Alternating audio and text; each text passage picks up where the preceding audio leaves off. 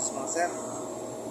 At ay pinapacheck sa ating compressor. Malit lang itong compressor, BHF compressor nito mga boss mga sir. Baka ganito rin lang meron kayong mga ganitong klaseng compressor. So ito ay ginagamit sa walk-in freezer ng ating mga kaibigang technician. So ginagamit na walk-in freezer to. So ito yung mas mga 7 horsepower lang po ito mga sir. Palit lang yung kanyang palit yung kanyang compressor. So hindi natin alam ano yung problema ng so kailangan maano muna to. So pinapacheck lang sa atin, so hindi pa natin to gagalawin mga sir kasi for checking pa lang. So hindi pa natin yung scope of work kung gaano kalaki yung gagawin. So checkin muna natin yung kanyang sistema. Yung kanyang control, okay naman yung control. So gumagana naman yung kanyang fan motor. So ibig sabihin walang problema dito sa baka sa seat point lang siguro ng controller yung ang problema nito mga sir.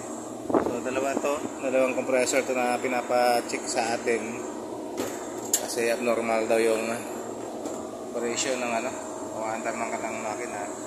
So baka sasama na rin natin siguro dito change oil at flashing na rin, change filter. Yun yung kanyang filter, yung maliit lang boss mga sir, maliit lang yung kanyang filter core. So ito na rin natin ang filter core. So gawa natin ang recommendation for replacement ng filter core doon.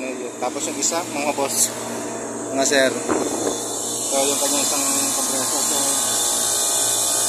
okay naman ito, umaandar naman. So ganoon din siguro baka flashing nila po saka filter din. So diskarga na rin yung yun.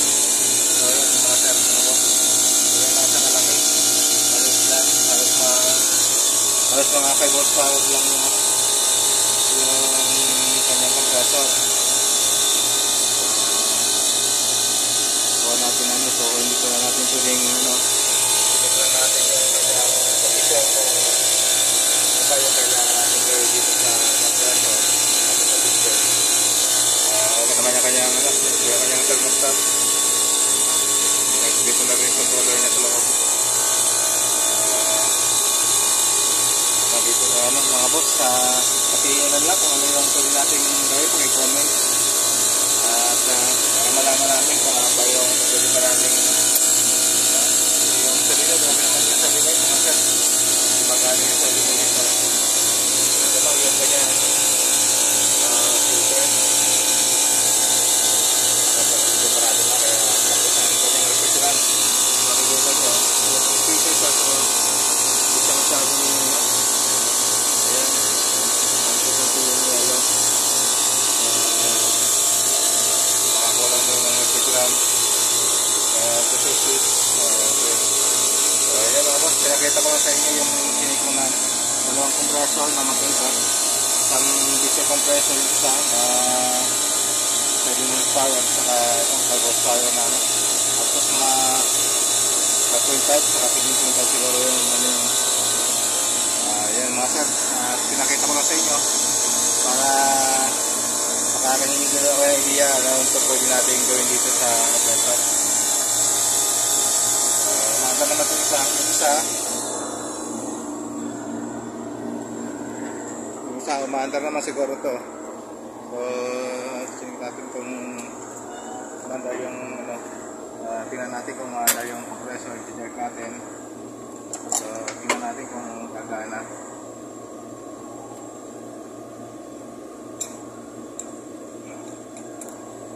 Kung gagana yung compressor mga boss.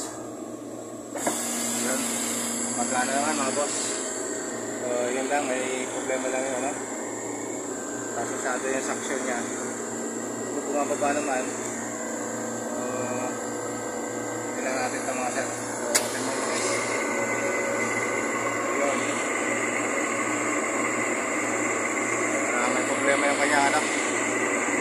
fan motor. So may ngayong kanyang ano, isang fan motor. So siguro yun nag-trigger para ano. So gawa na natin yung problema mga sir. Gawa na natin ito ng maintenance sa quotation. Ayun, saka yung kanyang ano, action ay mulusok. Ayun, so, nag-cut off yung kanyang suction yung discharge. So, maingay yung kanyang fan motor. At malamang kulang din to sa karga mga sir, kasi bumagsak yung kanyang ano, suction. Change filter na rin natin, change oil na rin natin.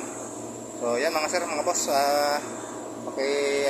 comment naman kung ano yung pwede kong gawin dito sa chinik natin yung makina.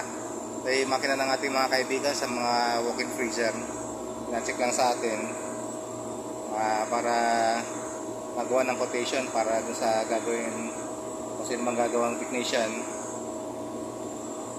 para alam nila kung ano yung gagawin dito sa makina nila. So ayun mga boss, pinakita ko lang sa inyo. Paki-comment na lang po kung ano ang pwedeng gawin.